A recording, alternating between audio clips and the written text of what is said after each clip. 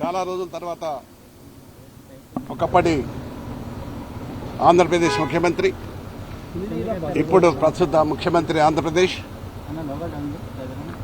మాకు ఆనాడు ఎన్టీ రామారావు గారుతో పాటు చంద్రబాబు నాయుడు గారు మా రాజకీయ జీవిత ప్రస్తావన మొదలైంది.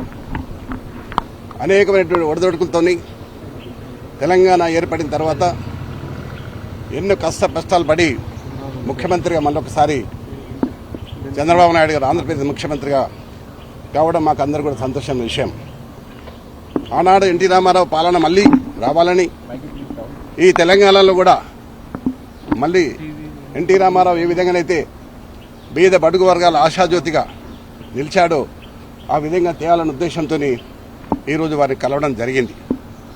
అంతేకాదు, ఈరోజు హైదరాబాద్ నగరం ఇంత సుందర నగరంగా తీర్చిదిద్దామంటే ఆనాడు నన్ను మేయర్గా చేసిన చంద్రబాబు నాయుడు గారు, ఆయన ముఖ్యమంత్రిగా ఉన్నప్పుడే హైదరాబాద్, సికింద్రాబాద్, హుస్సేన్ సాగర్తో పాటు ఈరోజు సైబరాబాద్ సిటీ తీసుకొచ్చింది కూడా చంద్రబాబు నాయుడు గారు. దాంట్లో ఎవరు కాదనలేరు, సాక్ష్యం నేనే.